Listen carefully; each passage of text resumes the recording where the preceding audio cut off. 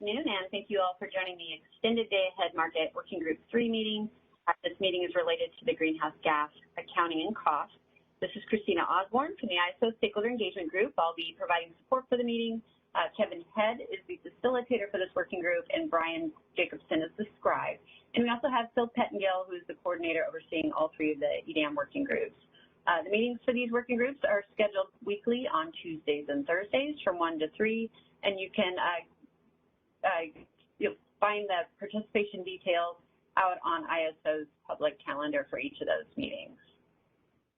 For today's agenda, Kevin is going to complete the discussion on the availability scope item, and if there's time, then he'll review the GHG compliance area scope item. And then at the end of the presentation, Brian Jacobson will provide a recap of today's discussion, and then Kevin will review topics for next Tuesday's meetings. We do want these to be collaborative working groups, so if at any time you have a question, you can raise your hand and the facilitator will call on you. And just a reminder, please state your name and affiliation first so the rest of the group knows who's speaking. And the working group meetings are recorded. We do post the video files out on the corresponding working group web pages. We do ask that you contact the ISOs or request permission before reprinting these transcriptions.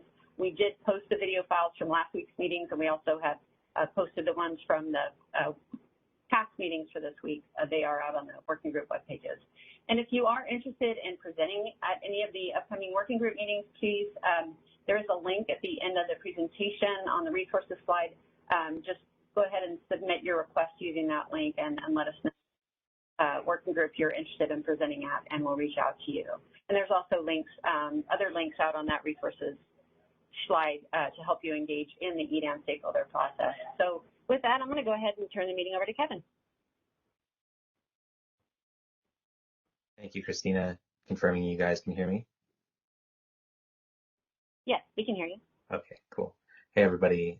Thanks for joining again today. This is working group number 3, meeting number 4. So moving right along here. The goals of today's discussion is really actually just a goal, and it's on the next slide. If you wouldn't mind, go to the next one, please, Christina. I want to complete that discussion of availability, which we had brought up last week, but we had left a lingering item open there, at least one, and so hopefully we can close those out today. I have the honor of being the cool substitute teacher that gets to let everybody out of class early on a Thursday, because I want to postpone or move this second goal to a later discussion. The rationale being that I think it makes a lot more sense in the context of these specific proposals, which we will be discussing next week. So let's hold on to discussing this one and maybe just give folks a little bit of time back into their day. If you are looking for something to do during that time, there is one presentation that's posted onto the web page that you can review in preparation for next week's meeting. And we'll go over what I expect the schedule to look like for the meetings, at least for the next few weeks at the end here. So the next slide has the availability discussion. And as a reminder, we had been discussing whether scheduling coordinators on the supply side can elect to serve load in a greenhouse gas zone. And we decided that, consistent with how the EIM works today, that this eligibility would be optional and not mandatory. The open questions were, one was the frequency with which scheduling coordinators can make this election. And then 2, some folks had brought up ideas about, on the demand side, can load serving entities elect to not receive greenhouse gas intensive energy? So I want to see if we can tackle both of those questions today. I'll start with the frequency discussion, and Alva Svoboda from PG&E had brought up an interesting point about gaming opportunities, and if he's available, maybe I can give him a chance to characterize is concerned, but I'll give a little bit of background into how this works in EIM today. And then, we can take it from there. So I can't see the queue, 1 second. Okay, I see Alva has his hand up, but really quick, just let me give a little bit of background here. So the frequency with which scheduling coordinators can make the selection in the EIM today is based on this concept of the EIM greenhouse gas adder bid. And as we mentioned in previous calls, this is sort of the mechanism with which scheduling coordinators indicate their willingness to serve demand in a greenhouse gas zone. In the EIM, that's just California, but hopefully in an EDAM, there will be more than one greenhouse gas zone. So, or at least multiple states participating in the EIM that have carbon trading programs. And because it's tied to that greenhouse gas adder bid, and those bids themselves are submitted on an hourly basis, the election is effectively made on an hourly basis. When we're talking about the context of a day-ahead market, it might be different. We might want to make this election at a daily level or some other frequency. And I see Alva has his hand up. Alva, do you want to discuss what your thoughts were on this with the group, please? Yeah, I don't have that much. It's just, it's obviously one of the basic uses of the EDAM is to provide an optimal unit commitment. Unit commitment involves not just the hourly energy costs, but the startup costs and the minimum load costs, which are the commitment costs. And in particular, startup costs are affected by the operations of the unit over multiple hours. And so, as has been seen with other aspects of bidding startup costs and minimum load costs, there's an opportunity for strategic behavior unless it's possible to ensure that there's a basis in cost for those bids. Now, if there were a rationale for saying, sorry, I've got a noise over here. Can you still hear me? Yes. Okay. If there were a rationale for saying that the cost was different in different periods, or that it changed from one period to the next, and that could be documented, I don't think I would have any qualms about saying that's the correct thing to do. But in cases where it's purely being internalized by the bidder as they see fit, it's an opportunity for strategic behavior. So that would be my dividing line in terms of whether it would be acceptable to change the GHG cost component of a bid essentially arbitrarily by hour in the day-ahead market. Mm-hmm. So do you believe that that behavior exists, or that potential exists today in the EIM? I would say probably it wouldn't, because each market is being settled essentially individually, whereas here obviously there'd be essentially the idea is you're trying to say I'm willing to send electrons to one participant or another, and this cost is going to divide that allocation of electrons, and putting a parameter into the unit commitment is different from putting it into a single hour's market clearing, where basically it's just a variable cost component. Yeah, and this isn't something that we've discussed yet, but just an additional data point here is, it's my understanding that the greenhouse gas bid adders that are submitted in the EIM are limited to an extent. And I believe there's a cap that's calculated for each generating resource that's scheduled by an EIM participating resource scheduling coordinator that is a function of the resource's heat rate, its highest heat rate, if it's a gas resource. I think it's actually all resources, and the greenhouse gas index price that the ISO calculates. So it changes daily, but as you mentioned, it wouldn't change on an hourly basis. The cap is fixed on a daily basis. That's my understanding. Right. And I suppose it's possible for the bids to change dynamically below that cap. So there's still that possible effect. But I think it's more a matter of constraints than it is a matter of just saying, obviously, if you're gonna design for worst behavior, you may, forego other opportunities. So I just think that probably there obviously needs to be some sense that this is actually representing a cost, that there's a way to document it. If there is, and those costs change, and some participant knows they're going to change, I wouldn't say that. I mean, then that's a correct representation of costs. I'm just skeptical of the idea of allowing that to be done for sort of unilaterally, because the tendency would be to just say, I know I have market power during these periods, therefore I'm going to allocate in a certain way based on that outcome, even though I don't have market power in other periods, and in those periods I'm going to bid, to my true marginal cost. Okay. Thanks.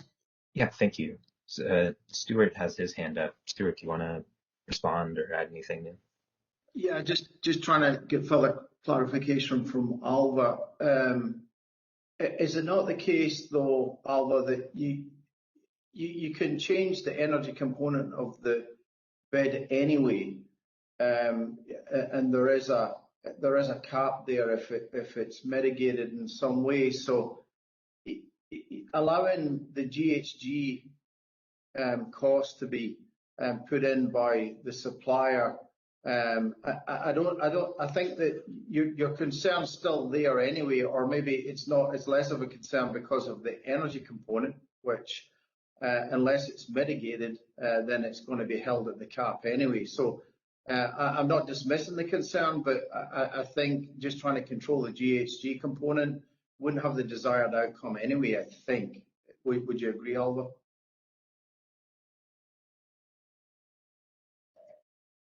Sorry.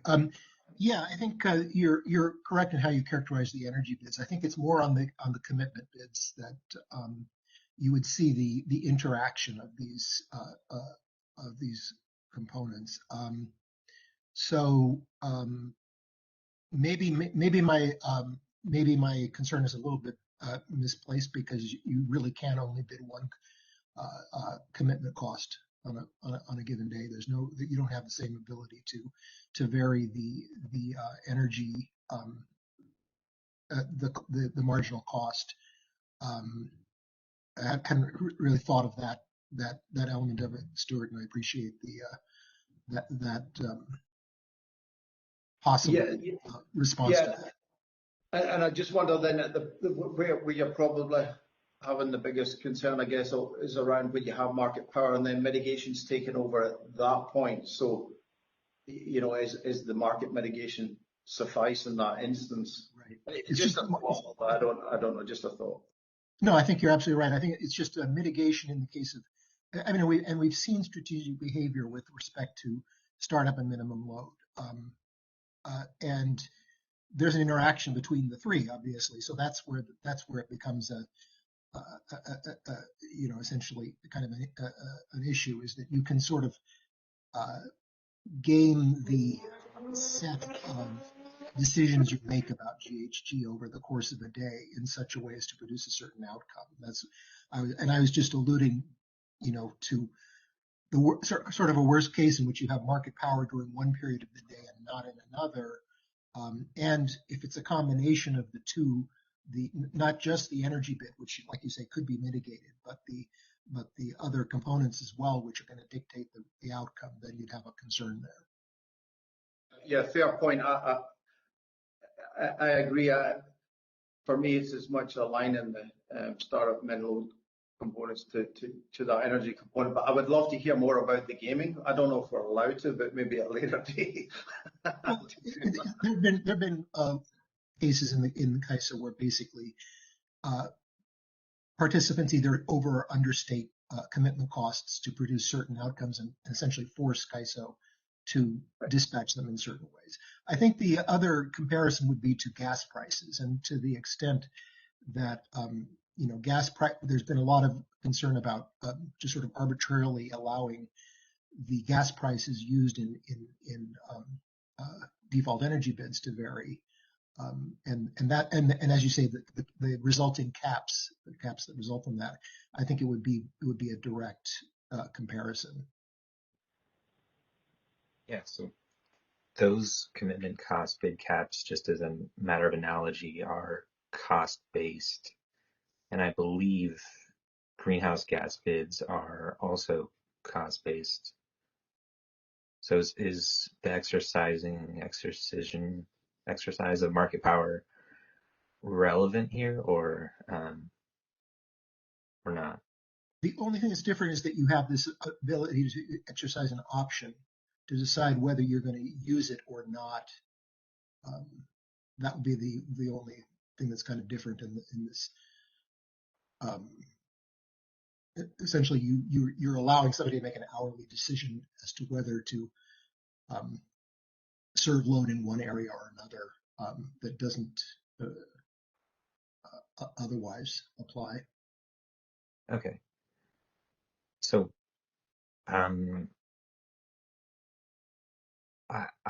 I think the matter at hand is, would we feel uncomfortable, or would there be concerns about an hourly versus daily bid?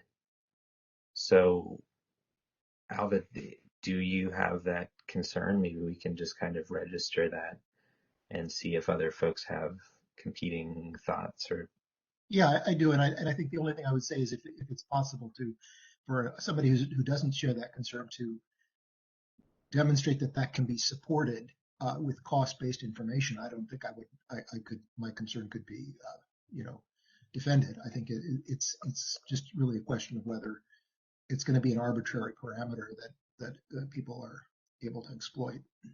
Mm-hmm. Okay. I think I see a few new names in the list here. I'd like to give Callie the floor, and then maybe have somebody who's from the internal ISO team take this issue on as well. So Callie, please go ahead. Hi, it's Callie Wells with WPTF. So actually, I had a question. I was hoping you can elaborate a little bit more on the current treatment in EIM. If I recall, the way they designate whether or not they want to deliver to a GHG zone is they just simply put in the megawatt value for the GHG at 0. Am I recalling that correctly? I can't remember if it's the megawatt or the dollar value. I think it's the megawatt. Okay, I'm pretty sure that if somebody else from the CAISO side can if anyone has another perspective, I'd like to hear that. But I'm pretty sure that's how it's done. So if that's the case, if you have a resource today in the EIM that is operating at its minimum load, mm-hmm. then I'm assuming that because they have a 0 megawatt, the market today would assume that minimum load megawatts are not being delivered. So I'm curious, can you help me understand how the GHG costs that are reflected in that minimum load cost are handled today under EIM? I'm wondering I guess where I'm going is if they reflect the fact that they don't want to be delivered by putting in a 0 megawatt, does that somehow pull those costs out of the minimum load cost? And so maybe this is not as big of a concern if there's a way to do that. Okay, yeah, I don't know the answer to that, but I'm going to turn it over to George Angelides, who might have a good perspective here. George? Yes, thank you, Kevin. Good afternoon. This is George Angelides. Kelly, the greenhouse gas bid has, like any other bid that we have in the market, a capacity component and a price component. The capacity component essentially limits participation, by extension of participating in the market, participation to the CARBS program, by limiting the amount of energy scheduling coordinator is willing to supply for serving California load. And the price, as very correctly Kevin put it out, it does have a resource-specific cap that, and it was always expected to be reflective of the greenhouse gas regulation cost that the participant will face because of its reporting of the reporting requirements with respect to the greenhouse gas attribution. And I'm speaking all this about how the setup is in EIM, and I have an upcoming presentation, a future work group here in this team to explain this in detail about the greenhouse gas model that we use in EIM. But the participants essentially have the option to participate and how much they can participate. And we do have a mechanism where we limit the greenhouse gas attribution to the difference between the upper bound of the bid that is submitted, the energy bid, and the base schedule. So the base schedule is very significant in limiting the attribution. And as I will explain again in a future presentation, this is to limit the secondary dispatch issue.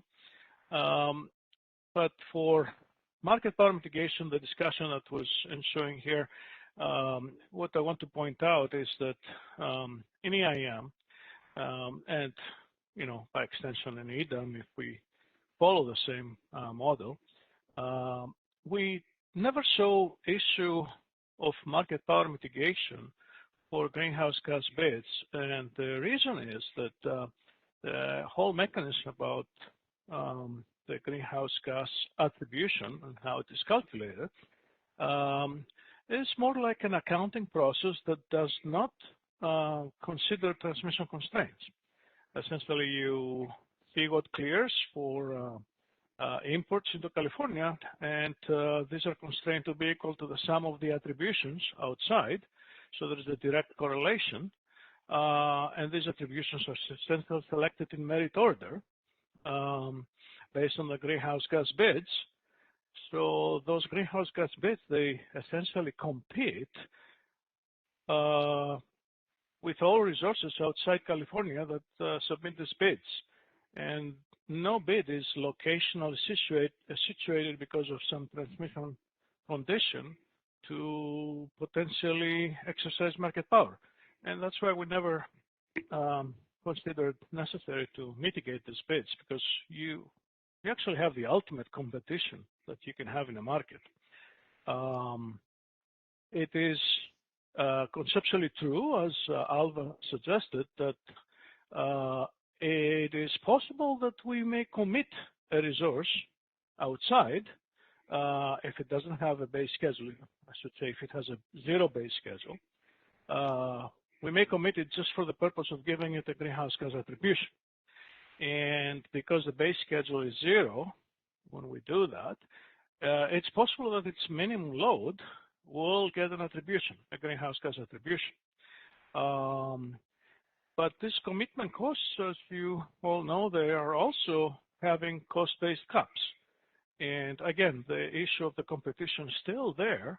If we need to commit some resource to serve California load, some resource externally, we can select optimally out of all the resources that are submitting bids in EIM and greenhouse gas bids that are willing to be committed in EIM to serve load. So I don't think the issue of market power mitigation becomes significant or even considerable for greenhouse gas bids.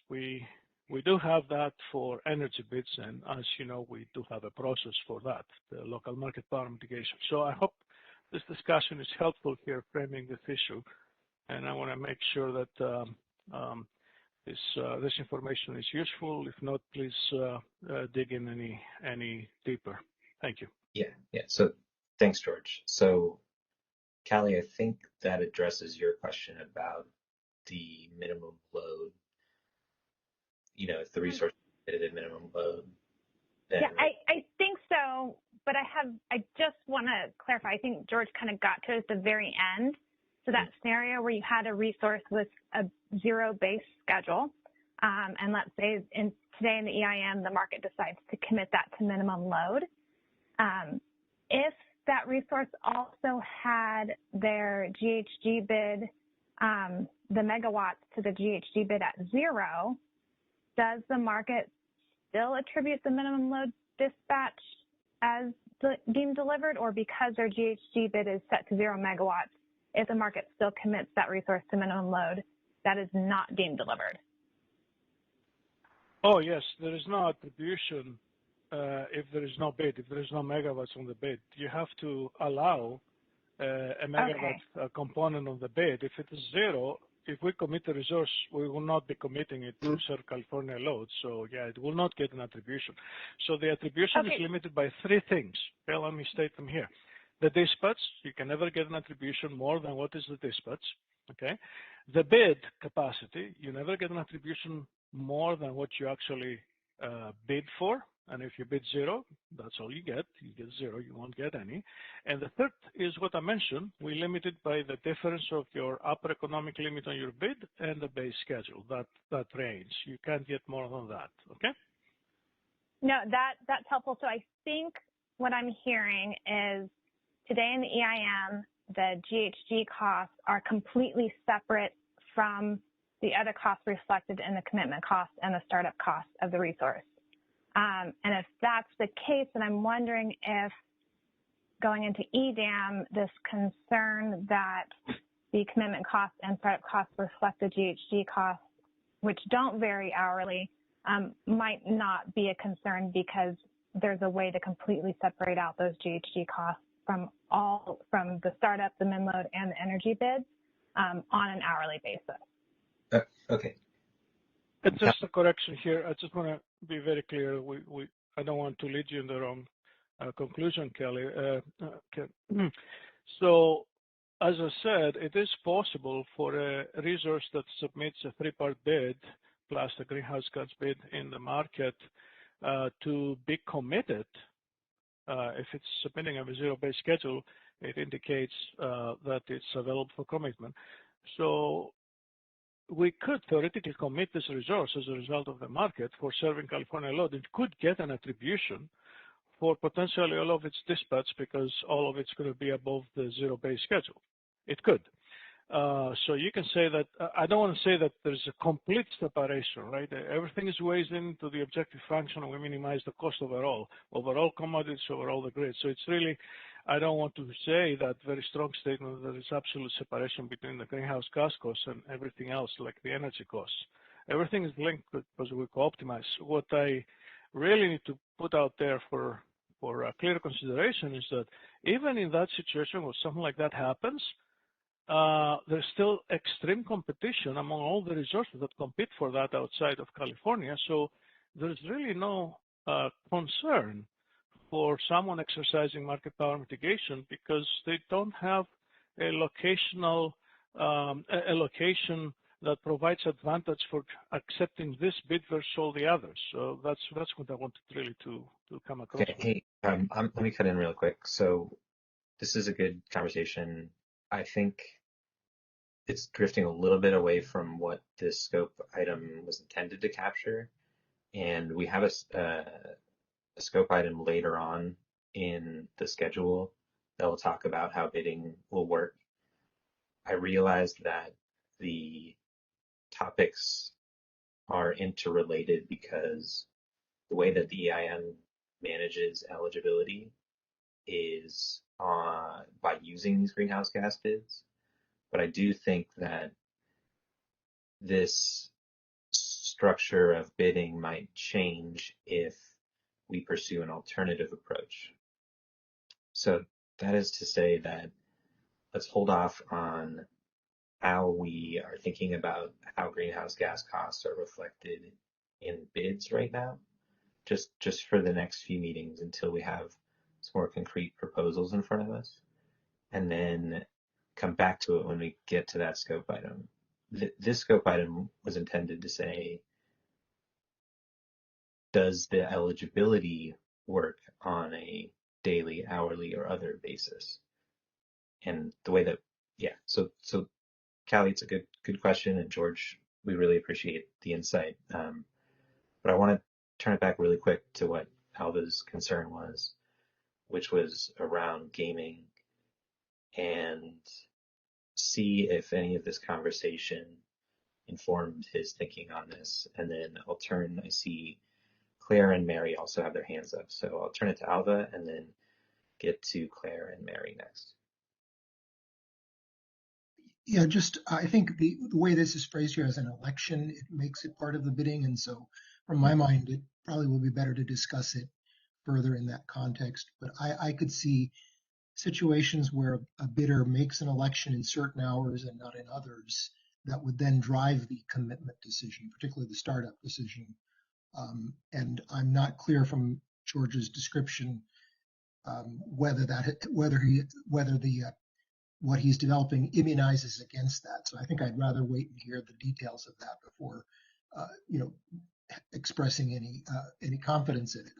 I still would say I have a concern with making an election on an hourly basis in the day ahead process. It seems more natural to make the election for the day or not. Okay. Claire, do you have anything to say? Yeah.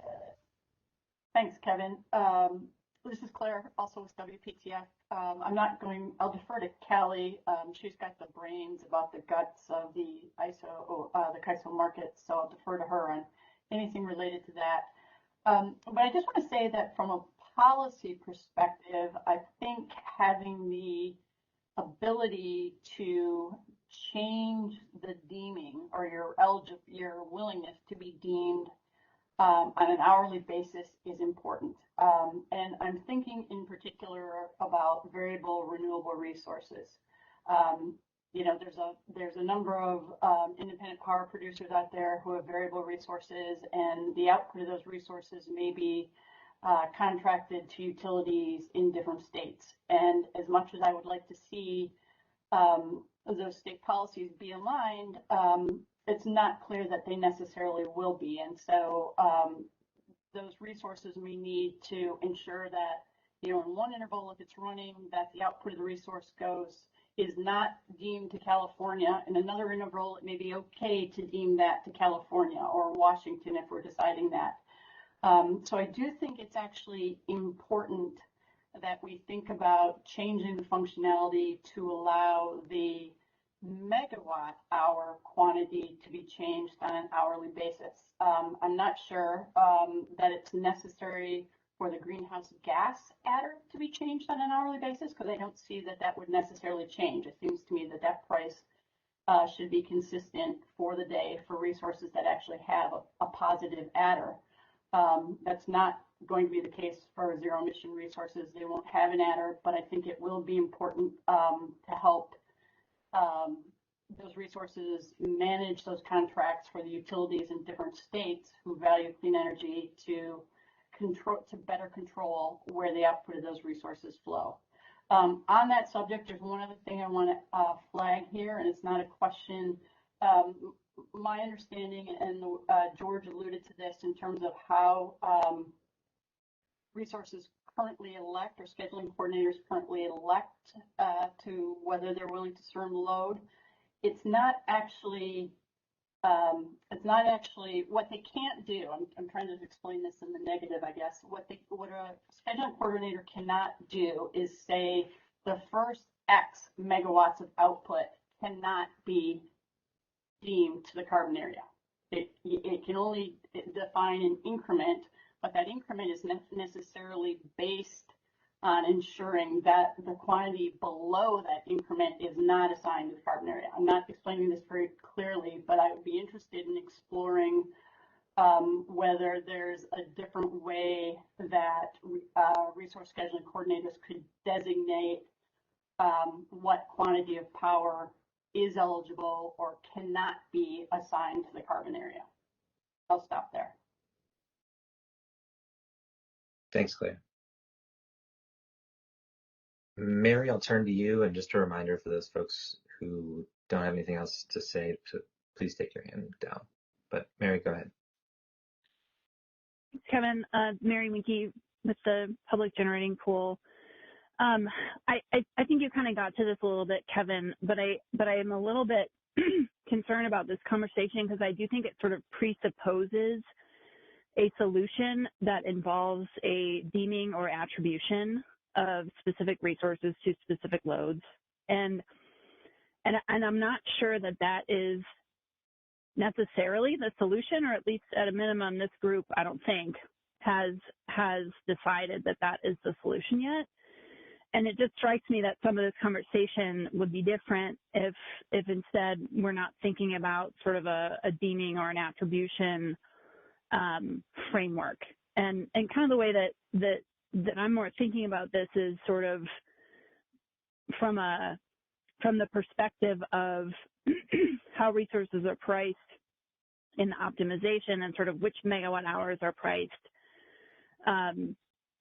based on their greenhouse gas costs or not, and where those resources are located and which megawatt hours are sort of counted inside the zone or outside the zone. And I think that's a little different framework and would color this conversation differently. So I just echo kind of your thought about tabling this conversation a little bit until after we've seen some kind of more specific proposals from different folks.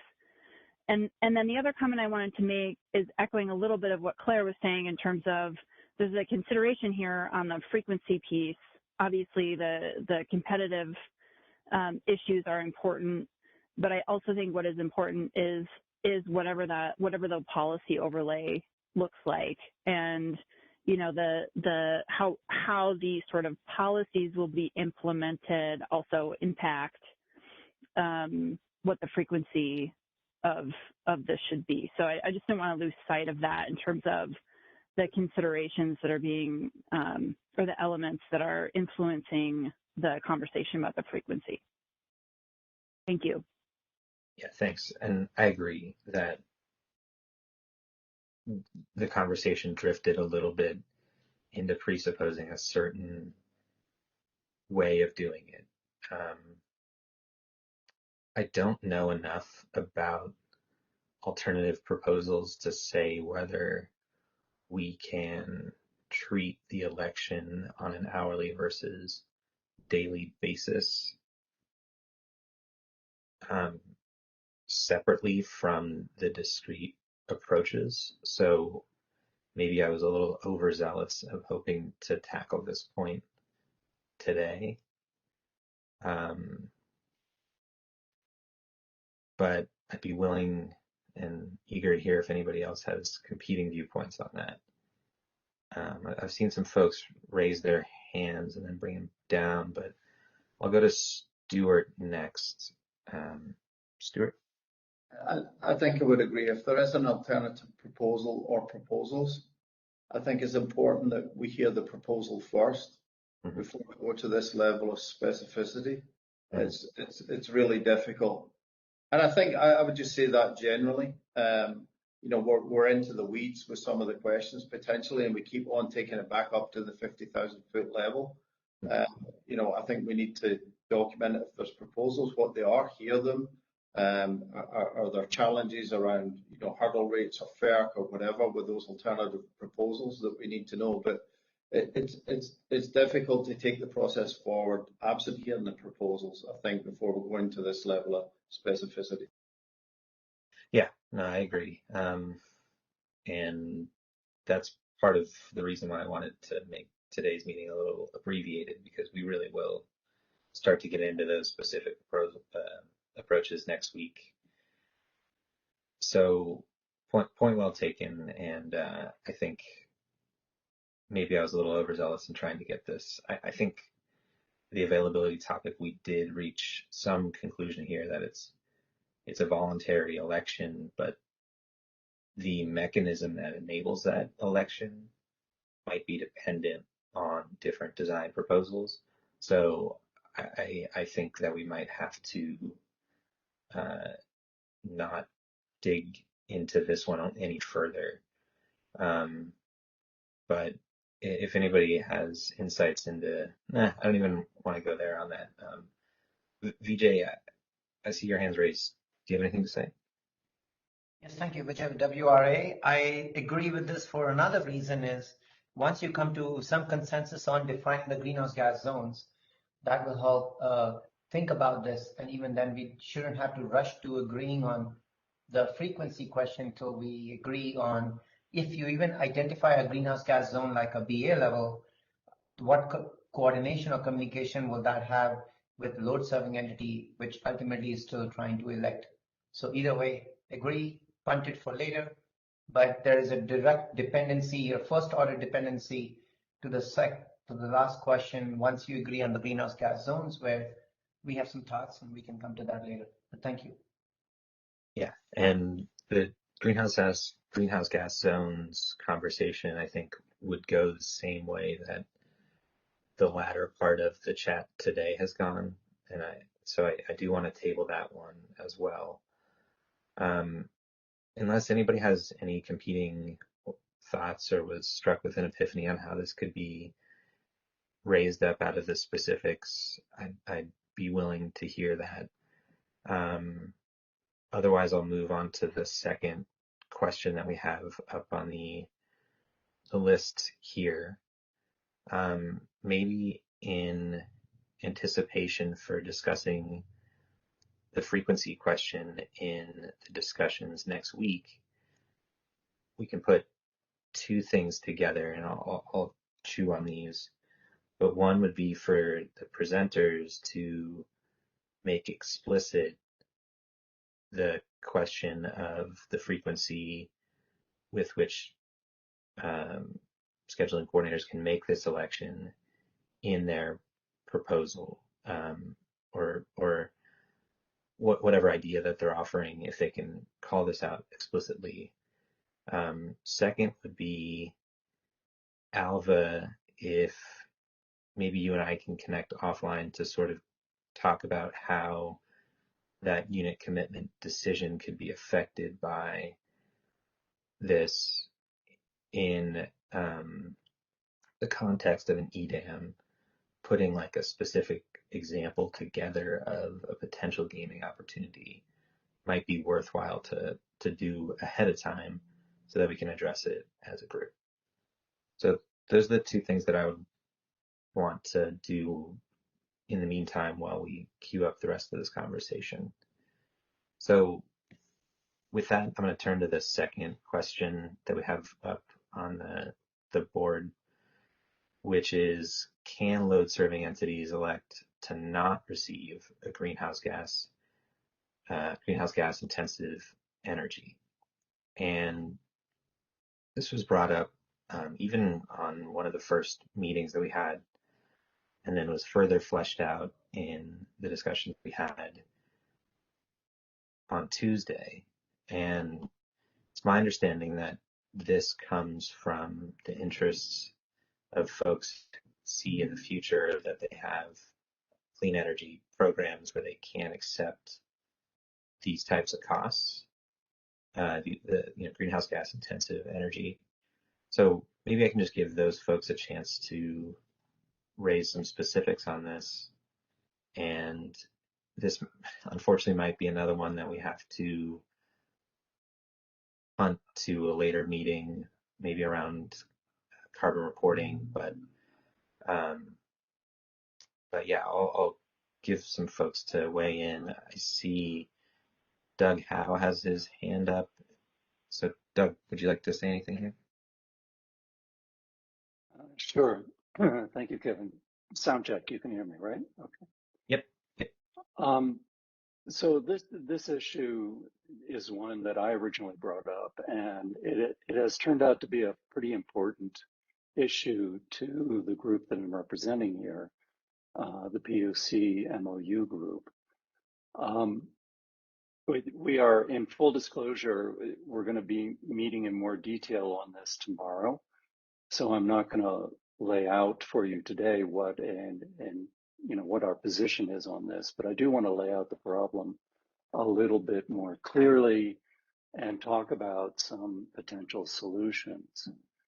So So what this really goes to, I think, is one of the objectives that we had originally put up there. I think it's objective number 4, but I can't remember the numbering. It said, do not inadvertently undermine RPS and CES policies. And I think the problem we're stumbling over is that we are seeing that in the context of EDAM, this GHG policy could very well be disruptive to the CES policies of certain of the states. California has a cap and trade program, and Washington's going to have one as of January 1st next year as well. But there are a number of states that have CES policies in place now, which are not based on the cap and trade. Cap and trade is a little bit easier to, I guess, to grasp in the context of a market because it assigns a monetary value to a ton of CO2, which can then be incorporated into the optimization, and away you go. I mean, it just will flow from there. And I know there's a lot of details we've got to work through about how that works. But in other places, such as Nevada, New Mexico, Colorado, and I'm sure one or two others in the West, there are CES policies in place which are not based on a cap and trade program. They are based on mandates. And so there's no dollar value which is assigned to a ton of carbon. Nevertheless, the utilities in those states have statutory mandates to meet certain targets. Those targets are usually expressed as a percentage of their portfolio which has to be renewable, or a percentage which has to be clean energy. And in some cases, it's even a percentage, actually, it is a number. It is a pound per megawatt hour of CO2, which declines over time. Those add complications here. And I don't think in the case of the EIM, this has been much of a problem to accommodate, because we have to keep in mind that the EIM is a relatively small portion, a very small portion of a utility's annual energy requirements. And therefore, it's not really intruding on their obligation to comply with their CESs. Put another way, I think they can manage the EIM issues. When we step up to the EDAM, though, it's certainly, I think, the intention and the hope that a very significant portion of energy requirements for the utility are going to come through EDAM transfers. Ideally, all of their energy will come through EDAM transfers, perhaps with the exception of self-scheduled resources.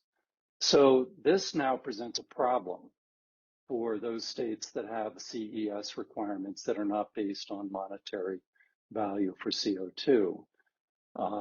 And if you were a utility planner that had these obligations put on you, and as these obligations increase over time, what we fear is that they're going to find that the EDAM simply can't help them meet these obligations, and they're going to be in a position where they're simply going to have to start self-scheduling all of their resources, and that will mitigate and maybe even eliminate the benefits of these utilities being in the EDAM. And I don't think that's what anyone who's in these working groups really want to see happen to EDAM. So what do we do? How do we deal with this? One of the solutions or actually it's not a solution. One of the notions that I presented earlier was, well, let the load serving entity, the utility itself, select what resources can bid in to cover their load. That, in my opinion, would probably be the ideal solution, but maybe it's not the most practical or implementable one at this point. Another possibility would be to let the utility establish itself as a GHG zone. And in so doing, create a price for GHGs that would apply to itself, and any external resources that wanted to bid into that to serve that utilities load would have that GHG price imputed into their bid. And again, it would occur much like it does presently, or how it will in the future. That's not an ideal solution, in my opinion. I think it's a blunt instrument to do it that way, because basically the utility is going to have to manipulate the GHG price, not on the basis of what an auction is delivering, but on the basis of what they think is going to discourage certain resources from bidding in to cover their load. But maybe it's the only way to really deal with this in the near term. Either way, I think another absolute requirement is, and this goes to reporting and accounting, and I know that's a different subject, but I'm just going to bring it up as a placeholder. The market operator is going to have to make available to these utilities exactly how much non-GHG, and by that I mean emitting resources, are being deemed to cover their resources, because these utilities are going to have compliance obligations. And those compliance obligations have got to be met, and they've got to demonstrate it through showing that X% of this was met through non-emitting resources. And if most of their energy requirements are coming through the EDAM, that means the EDAM is going to have to report on what those resources are. So let me stop there, Kevin, and turn it back to you. Yeah, there's a lot to cover there, Doug. Thanks. I am not going to try to respond to your points here, but I think they're good. On the latter one about reporting and accounting, I do want to save that for later weeks, and you acknowledge that in your response. So thank you. On the former one, which is, can there be a load side election to be served by particular resources, is what I wanted to discuss today. And I really hate to be doing this, but it might be something that we can't address at this point until we get into a little bit more specifics. But I think having those ideas out on the table is useful. So let me give Mary Winky, who's had her hand up for a little while, the floor, and then Alva, I'll look to you to respond as well after Mary. Kevin. So trying to stay on your agenda here. I guess I do feel as if this question is also really hard to answer in the absence of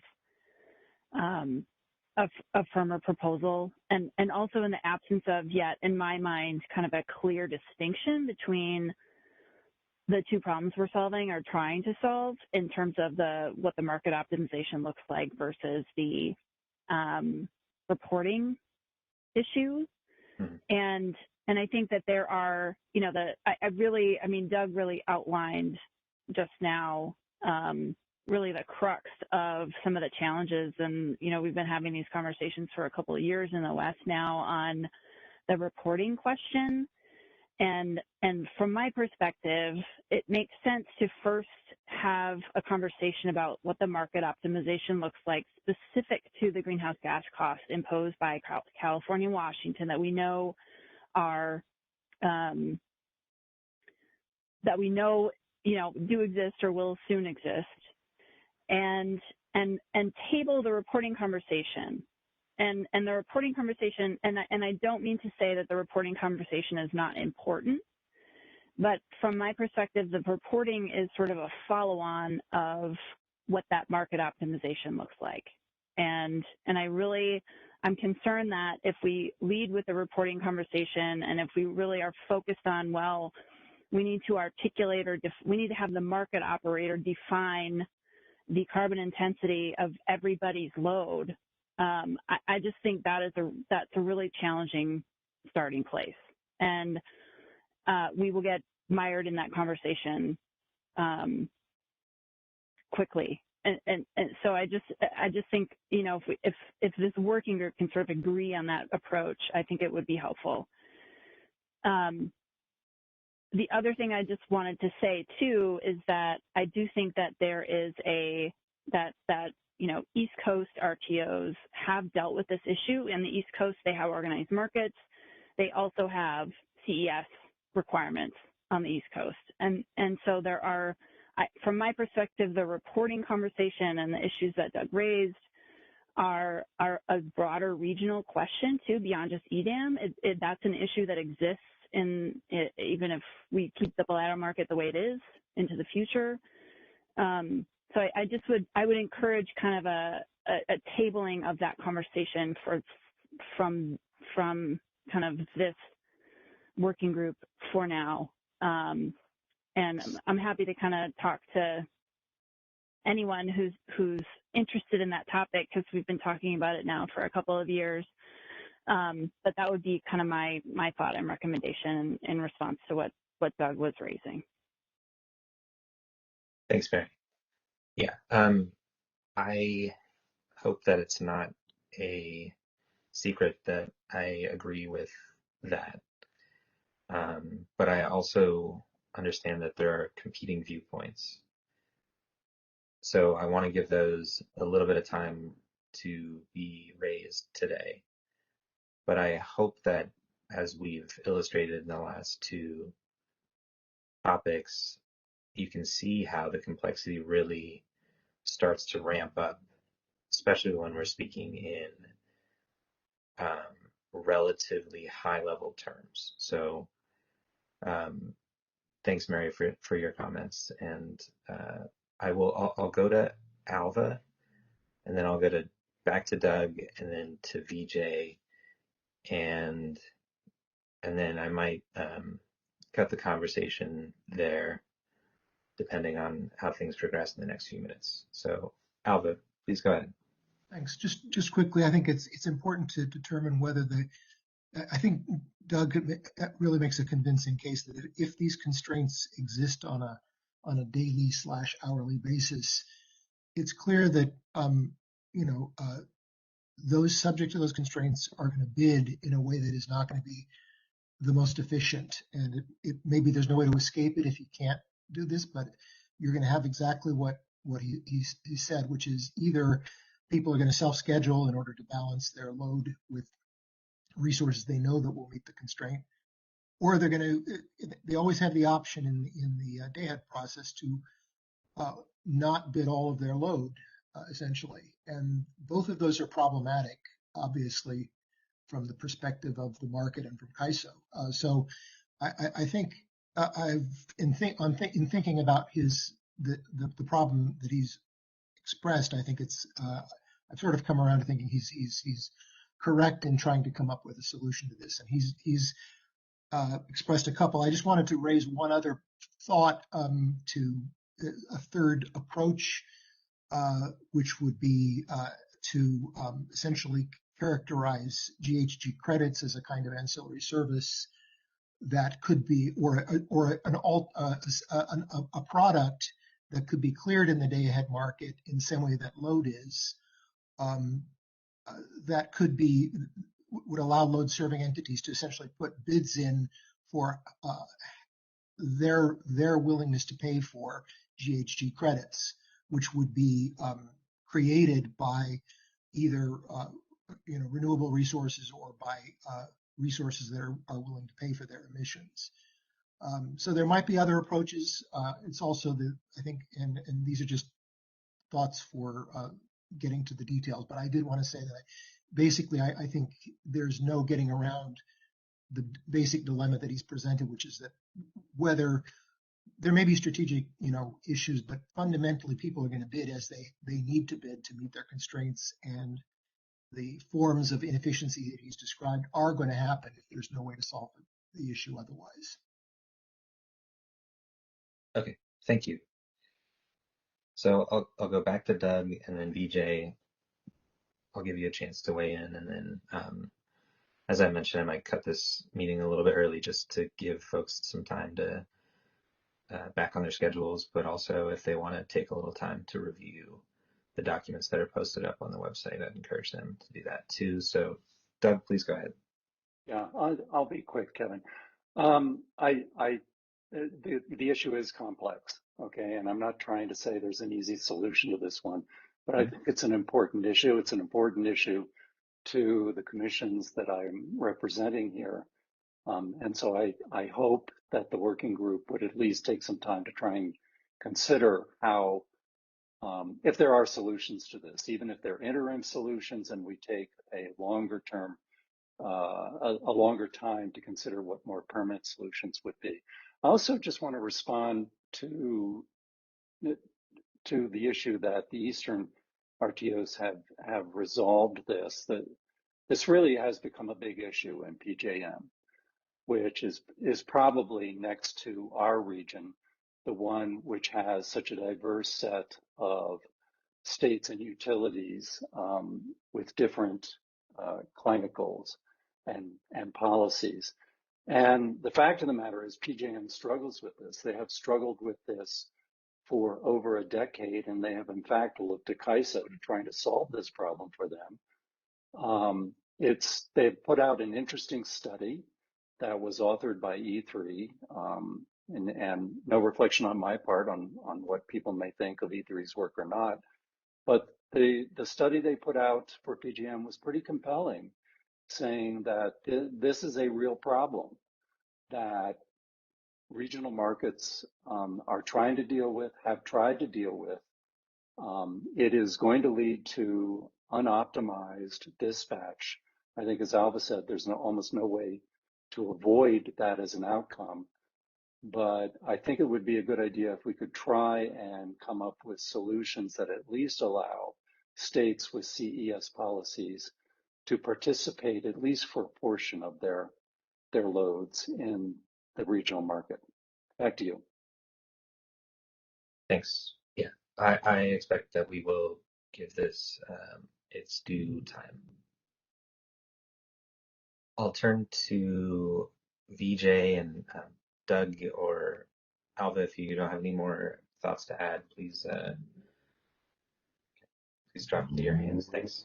Okay, VJ, go ahead.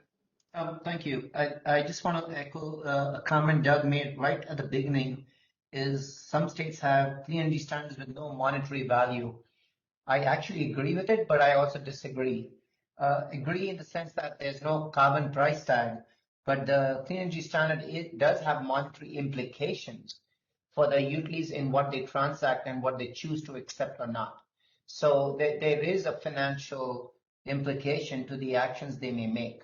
So I just want to clarify that, but agree with the thought to bring this up again.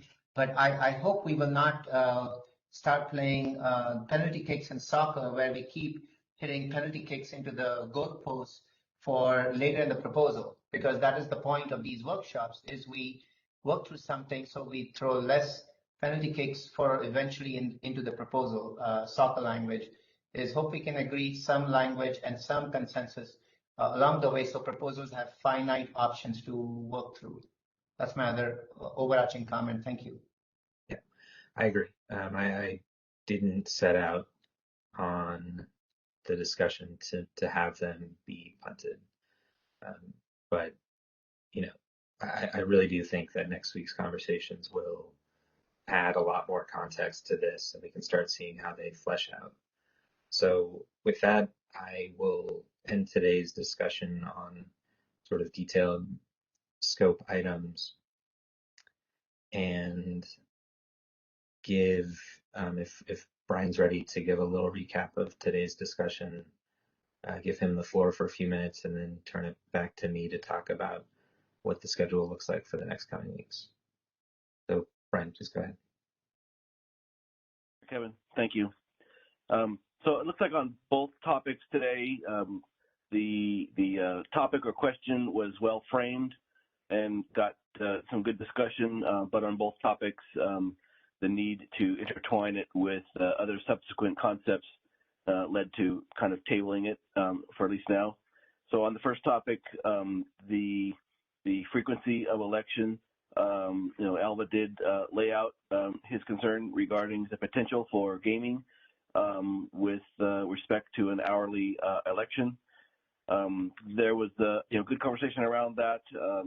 George offered some comments to perhaps counter some of those concerns, particularly with the at least from the EIM perspective, that the greenhouse gas bids really are similarly situated and would not necessarily compete in the same way that energy bids would, and be with the concern over market power mitigation. And then also on the discussion of the minimum load, similarly, that the minimum load and startup costs are cost-based by definition, and that was offered again to add some potential comfort to the concerns on minimum load and startup in the optimization being gamed. Then with that conversation was as Mary pointed out, these conversations really are presupposing some parts of the attribution question, as well as more generally that this topic really feeds into the bidding discussion, which is the subsequent discussion. And so I will capture the comments and the problem statements as we've discussed here and put them in the weekly report. But I think at least on this topic, and I think on the next topic, really no conclusions as of yet can be made as far as our goal of defining some common principles for our EDAM design. On the second topic, the question of LSEs being able to elect to not receive greenhouse gas intense energy. Doug did provide a good summary of his concern, and the main concern being that the greenhouse gas policies could be disruptive to the greenhouse policies that would be encapsulated in an EDAM design could be disruptive to CES policies. So again, I think a good discussion of the, kind of pulling back the layers of that onion. I think that generally speaking, there was a somewhat of a consensus that we got as far as we could get on this topic until we really start having more discussions about the optimization details. So I think Kevin's proposal is to table this one as well and then revisit it once we get more details about the optimization principles for the EDAM.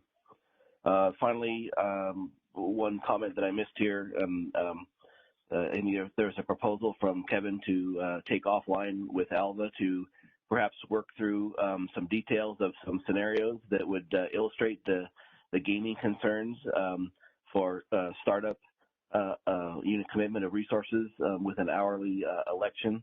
I don't know if I heard an agreement from Alva to do that, but that was a proposal put on the table, and I'll capture that as well on the notes. So that's all I have, Kevin. Back to you. Yeah, it's great. Christina, if you wouldn't mind pulling up the schedule that I had sent over, I want to give folks a little bit of transparency into what the next few weeks look like. Let me just close down a couple of windows, Kevin, and then I will share my screen. Sure. Okay, here we go. Hold on. And let me know when you can see the schedule. Can you see it okay? Yeah, that's great. So folks, this will be posted onto the website so you can see what I envision the next few weeks to look like. We have 20 more meetings to go, so 40 hours at least of discussion left. So have no fear if you feel that we haven't been making substantial progress. I think we have, and I think next week will really be a turning point in the working group. So you can see here that each of the meetings will have a presentation on a different approach of how we might do these market optimizations. And I'll let these individuals explain them further, but one will be on a resource-specific optimization approach, and one will be on an unspecified optimization approach. these don't necessarily represent formal staking out of positions or anything like that, but I do think that they will be good starting points for us as a working group to start teasing out more specific issues like the ones that we discussed today, identifying new issues, and start to compare them to the design objectives that we have agreed upon. After that, we have one more meeting in this bucket where we might have some other folks present, still working out the details of that. And then I want to go into the carbon reporting topics, and hopefully we'll kick that off with the type of information that's currently reported out of the CAISO markets, and that'll hopefully give us a characterization of what other information might be needed from the other side, from the folks who have to comply with different reporting regulations, and some other, a framework around which we can start having some of the discussions like the ones that Doug had mentioned earlier today. And then, we might do a little ping-ponging back and forth, and these weeks as they get further out, there's greater uncertainty as to how they'll really shake out. But there are a fair amount of secondary topics that we'll need to resolve, settlements, roll over to the real-time market, et cetera. And then we do have some Slack meetings as well for new scope items that have been brought up, or cleanup of documentation, or closing out of any loose ends. So, I do feel that we've got a fair amount of time left, and I think next week will be a big week. So we will post today's presentation was already posted onto the site. This will be also posted, and then look out for a weekly report as well about the progress of this working group. So with that, we 2 weeks down, quite a few more to go, and looking forward to continuing the discussions next week. Thanks everybody, and enjoy the long weekend.